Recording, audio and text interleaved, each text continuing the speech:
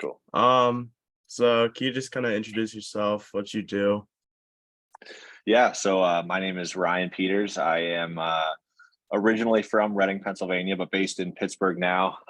And I am a classically trained chef turned full-time content creator. I was a chef for about 10-ish years in restaurants all over the country, and then fell into pasta making about 5 years ago, and then into social media and content about 3 years ago. And that's what I do full time. Yeah. Can you kind of walk through that process of getting into social media and gaining that fame over time? Yeah, it's been a crazy journey. I've always kind of enjoyed social media and posting and stuff on it, on like Instagram and stuff for years. And then back in the summer of 2019 was when kind of TikTok was kind of on the rise. And my younger brother and his girlfriend were out here visiting my wife and I. This is all they were talking about was TikTok. And I was like, man, what is this stupid app? This sounds so dumb. But I decided to download it anyway. Um, and I had always had like videos and stuff of me working and making pasta and stuff on my phone. I just never had anything to do with it. So I posted a video on TikTok back in July of 2019, and that video got 500,000 views overnight. And I was like, holy shit, like there might be something here. But I was like, man, I just got lucky. I didn't really think much of it. Um, so it took me some time because I was still working as a chef in a restaurant. But after a couple of weeks, I decided to post some more on there, and I saw like, man, I was like, getting a little bit of a following, got like 10,000, 20,000, 50,000 followers, and I was like, man, this is kind of cool. And then I started getting views in the millions, and that's when it kind of turned from curiosity into almost like a little side hustle, like little hobby, really, because I was still working in restaurants, but then kind of coming home and doing this before and after work of making content and building up a pretty good following. And it was in October of 2020. I had a really, really big blow up on the app. I went basically in about 3 weeks. I went from 300,000 followers to 1.1 million. And then kind of from there, I was like, man, this is like a business. This is more than just a hobby. This is real. I can make money. I can make a living doing this and still get to do what I love, but work from home and kind of be my own boss. So it took me about 5 months from there, which was November of 2020. So about 5 months from there to make that leap and leave my job as a chef to do this full time. But like I said, I've been doing it for about 2-ish years now, full time. And it's incredible. It's an incredible way to make a living. Yeah, that's really cool. Yeah. Yeah, So I'm telling you, man, it's wild. yeah. Obviously your whole brand and everything and social media accounts are around pasta. So where does that love of pasta for you come from? Yeah, it's I get asked that a lot. I mean, I come from like a small like Italian background, like family and stuff, but like nobody was like, I didn't like grow up making pasta or anything by any means. The majority of my career was I wanted to be this like fine dining chef. Like I wasn't making pasta. I was doing all kinds of like intricate cooking and food. But about 5 years ago, I made a batch of pasta at home for my wife and I, and for whatever reason, it turned out really, really good. And I had made pasta beforehand, but just at work and stuff, and never really thought much of it. But for whatever reason, this batch turned out fantastic. Uh, so the next day after work, I made another batch, and I ended up going 64 days in a row of making a pound of pasta every day, and I got obsessed with Oh, it. I just love the simplicity of it, and there's an art to it. Um, so yeah, there's really no like crazy backstory of where the love for pasta came from. It just kind of happened for me one day. It clicked, and at the time I was a young cook and kind of trying to find my lane in the industry of what I wanted to cook. At that time, I felt like, okay, this is my thing. This is what I can really pour my heart into, and it did just that. It became my thing. nice. Ever since blowing up on social media, what are some of the coolest collabs you've done, places you've gotten to go, or other opportunities you've been granted from that? Man, there's been a lot. I'm very fortunate. I've got to do some things that I never thought were possible. One of my series of content is basically making a batch of pasta anywhere but my own kitchen. So, I mean, I've done it. I think I'm at, dozens of different sports stadiums from football to baseball, basketball, hockey, minor league, college, professional. I got to make a batch of pasta on the top of the Empire State Building. I've done it inside of a Walmart, like during Mm. store hours, which was kind of crazy. I've done it on cruise ships in the middle of the ocean. Um, so I've gotten to do a lot of really, really cool things. And it's hard to, everyone always wants to know like what's been my favorite. It's hard to pick because each one has kind of holds like a special place in my heart just because like of the story of how I got to connected with each of these teams or athletes or whatever. It's hard to pick one just because, I still kind of can't believe that half of them are actually real that they happened. Yeah.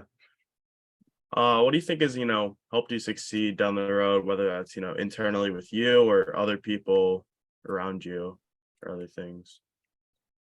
Sorry, what was that again? I'm sorry. I Like, lost you for a second. what do you think has helped you, succeed along your career, whether that's, you internally or other people or other things around you? I mean, I think a lot of it was just the work ethic that I established kind of as a chef. Um, uh, you know, to be successful in um, content creation and social media, especially now, um, the amount of work that you have to put in that I think a lot of people just don't realize. I mean, I didn't realize it before I became a content creator or whatever I am. I was like, oh man, that's so easy. You just post pictures and videos on the internet. I didn't realize the work that goes into it. And now that I live it every day, I'm working more now than I ever have before. Because it takes a lot. It's a lot of consistency. You have to, I mean, the internet is so fast these days, it's so saturated that you really have to, it's this fine line between, obviously being as present as you can, but also like social media can be toxic at times. But I think really Yeah. putting in that work early on benefited me because I was able to like really, really grind it out and carve my spot in the social media world. Whereas now, like at this point, I've kind of like cemented myself as like, I don't want to say the pasta guy on the internet, but I'm up there, So putting in the work Yeah. early definitely pays off. Yeah. Um, yeah. When did you move to Pittsburgh and what led you to settle there? Yeah, so I moved here for the first time about 7 years ago. So my wife is from she's not from Pittsburgh, but she's from Western Pennsylvania. Um, and she was working here at the time. And I moved here just to kind of be closer to her when I was still working in restaurants, got a job here. And we both kind of fell in love with the city. Pittsburgh it's a major city, but it kind of has this small town feel. Um, and it's allowed me to in both when I was a chef in restaurants and now with what I do now, kind of make a bigger splash than if I was in a Philadelphia, a New York, a Chicago, just because those are so saturated. With Pittsburgh here, I can kind of um, make that splash a little bit easier.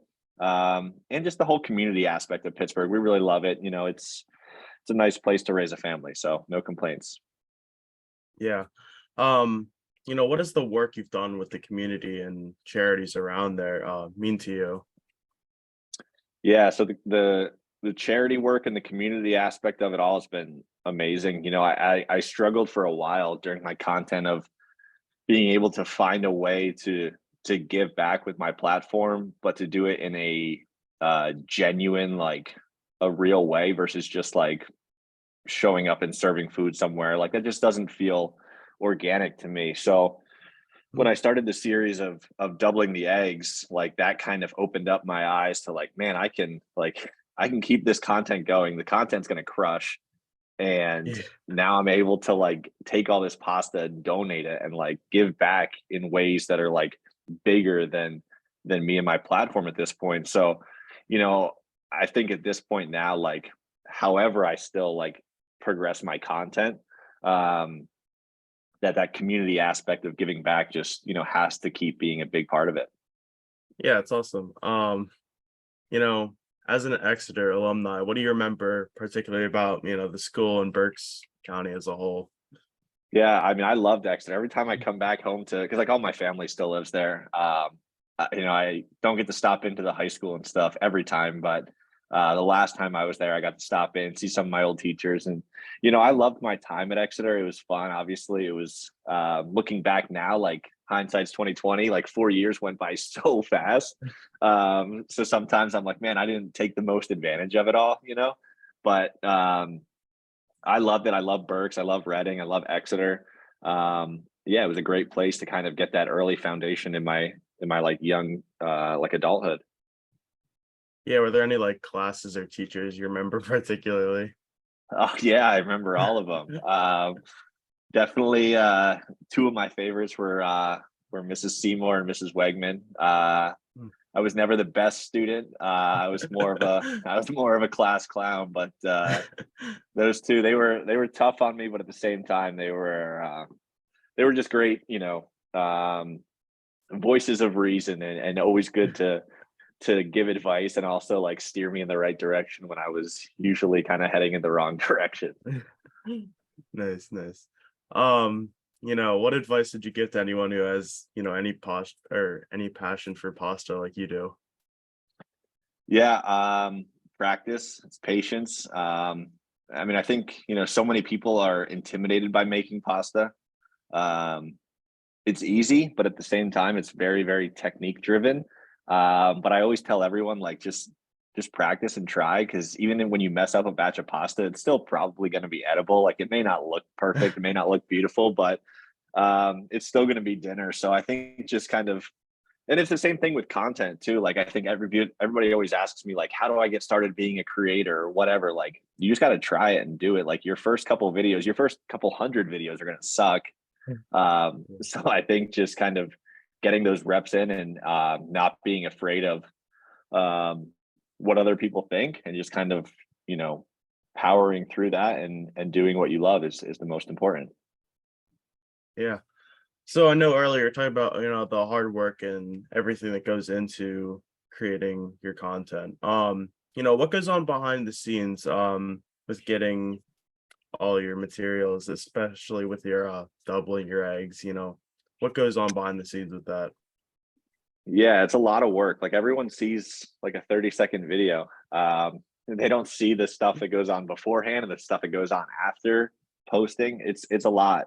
I mean, even just for the doubling the egg series, like you touched on there. Um, I mean, to acquire that many eggs, to acquire that much flour, to just, I mean, Yeah. so the 2,000 egg batch, that video in total, just the video that everyone saw took us about 9 hours of work, Wow. with quite a few volunteers. I mean, cracking and separating the eggs took 3 hours. Um, Mm. so it definitely takes a lot of work, a lot of planning, takes time. Um, but again, it's just kind of like, as I've done it now for so long, like I've kind of got it into a rhythm where like it doesn't even feel like it doesn't feel out of the norm to do all these things, just because I'm so used to it. I know how to like make things work. But it's still a lot. I mean, it's a lot of, even after when you post content, like people see, okay, the video's up, but then it's like managing the content and engaging, and just doing all these things and studying how it performs. There's a lot of work that goes into it pre making the content, but then also post as well. Yeah. What do you think's next for you and your channel as a whole? Yeah, there's a lot. There's a lot I got planned. I like to think that I'm still like, even though I've had a lot of success so far, there's still a lot that I can do with my brand and with my channels.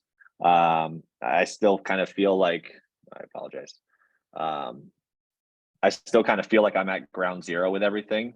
Um, there's a lot of more content obviously that I want to create.